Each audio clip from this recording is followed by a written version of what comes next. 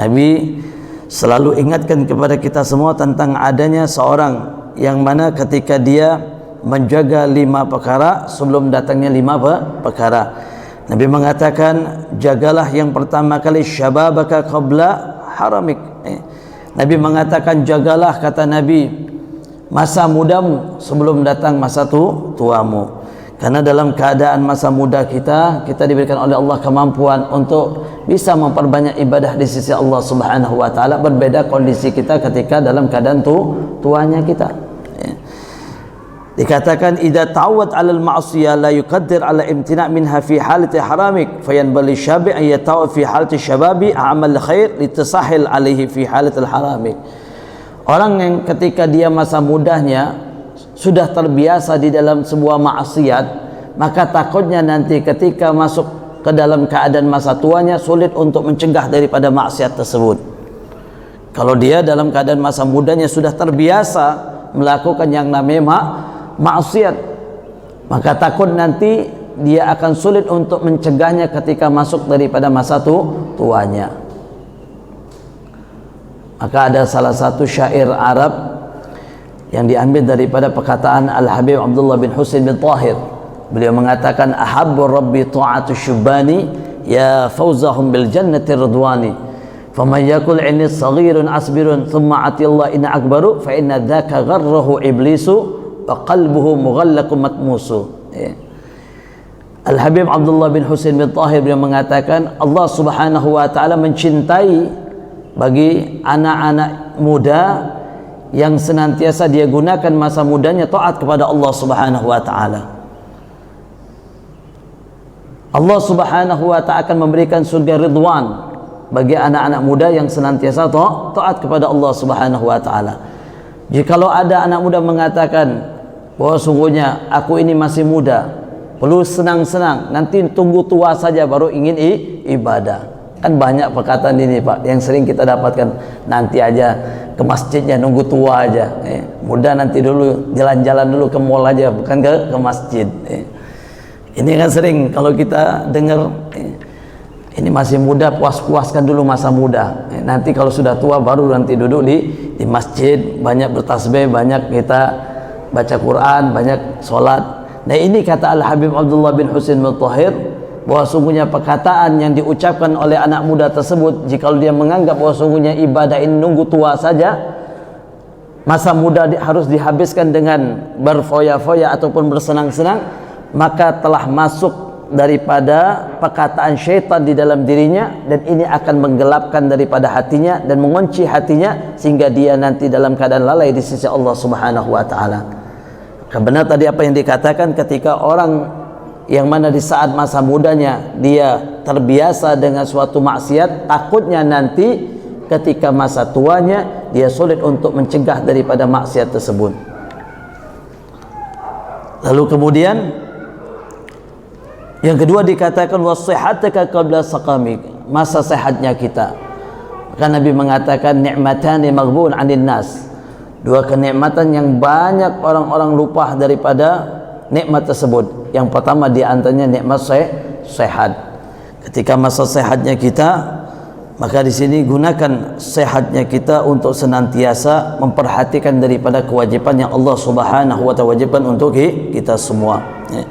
Fayan balis sahih ayaghtanim sihat wa ijtahid fil amali salihah fi mala wa badan li'annahu idza marada dha'afa badan an ta'at wa qasrat badan anil malihi illa fi miqdar thuluth. Jadi orang yang dalam keadaan sehatnya, maka gunakan dengan sebaik-baiknya untuk beramal saleh. Kita Pak, ada perbedaan. Kalau orang yang dalam keadaan sehatnya, di saat dia melaksanakan ibadah itu lebih sempurna dibanding dalam keadaan sakitnya. Ketidakmampuan kita ketika dalam keadaan sakitnya kita ini mengurangi daripada aktivitas ibadah kita di sisi Allah Subhanahu wa taala. Berbeda dalam keadaan sehatnya kita. Jangankan dalam aktivitas ibadah, kebiasaan kita hari-hari kita saja kalau dalam keadaan sakit, contoh saja dalam keadaan kita misalnya makan, kita makan Pak dalam keadaan sehat, berbeda makan dalam keadaan sakit. Begitu juga dalam keadaan ibadah kita di sisi Allah Subhanahu wa taala. Kalau kita dalam keadaan sehat, kita mampu untuk melakukan berbagai macam bentuk amalan ibadah. Berbeda dalam keadaan sakitnya kita. Maka nikmat sehat ini adalah salah satu anugerah dari Allah Subhanahu wa taala. Gunakan dengan sebaik-baiknya, sehingga jangan sampai kita lalai dalam keadaan sehatnya kita. Ketika Allah uji dengan adanya rasa sakit pada diri kita, malah di situ nilai daripada ibadah kita banyak yang berkurang, sehingga kita tidak mampu untuk menambah daripada amal kebaikan kita di sisi Allah Subhanahu wa taala. Begitu juga dikatakan wa farauka qabla syughlik, daripada perihal adanya masa senggang kita 24 jam yang kita gunakan. Kita perhatikan lebih banyak kita gunakan suatu yang bermanfaat ataupun suatu ibadah, apakah lebih banyak kita melakukan sebuah hal berkaitan dengan mensia-siakan daripada waktu dan umurnya kita. Ini jangan sampai waktu dan umurnya kita habis begitu saja. Sudah saya sempat sampaikan kemarin, kalau kita gunakan tidurnya kita dalam satu hari, kita gunakan 8 jam saja, itu sudah menghabiskan. Kalau Allah berikan umur kita 60 tahun, kalau kita gunakan tidur kita 8 jam saja, itu kita sudah menghabiskan 20 tahun kita untuk tidur. Belum lagi ngobrolnya kita, belum lagi jalan-jalannya kita. Habis daripada umurnya kita hanya begitu saja dibanding daripada ibadahnya kita. Maka para aslafun saleh, para alim ulama, para orang-orang terdahulu, mereka itu tidak menyia-nyiakan daripada waktunya. Tidurnya mereka terhitung ibadah. Ketika mereka di atas kendaraan, mereka tidak sia-siakan. Mulutnya mereka gunakan untuk zikir dan salawat kepada Nabi Muhammad sallallahu alaihi wasallam, sehingga di perjalanan tersebut sejam 2 jam yang mereka dapatkan semuanya terhitung ibadah di sisi Allah Subhanahu wa taala. Di atas kendaraan kita misalnya naik mobil, itu kita gunakan mulutnya kita untuk zikir. Kalau kita bisa baca Al-Quran, kita gunakan untuk baca Al-Quran. Kalau kita tidak bisa gunakan untuk salawat ataupun hal-hal yang kebaikan yang lain. Maka tidak habis begitu saja daripada umurnya kita. Lalu kemudian juga dikatakan wa ghinaka qabla faqrik. Dalam keadaan Allah Subhanahu wa taala memberikan kelebihan daripada hartanya kita, maka gunakan kesempatan ini untuk memperbanyak ibadah kita di sisi Allah Subhanahu wa taala melalui harta yang kita miliki, sebelum kita diuji oleh Allah Subhanahu wa taala dengan kefakiran. Kalau kita dalam keadaan fakir, sulit untuk kita beramal melalui daripada harta yang kita miliki. Jangan sampai kita menjadi orang yang menyesal nanti di yaumil qiyamah, yang mana Allah tunjukkan akan keistimewaan daripada pahala orang yang mengeluarkan hartanya di jalan Allah Subhanahu wa taala. Allah ingatkan kepada kita semua, sebagaimana salah satu firman-Nya Allah Subhanahu wa taala, wa anfiqu mimma razaqnakum min qabli an ya'tiya ahadakumul maut fa yaqul rabbi laula akhartani ila ajalin qarib fa asaddaqu wa aku minas salihin.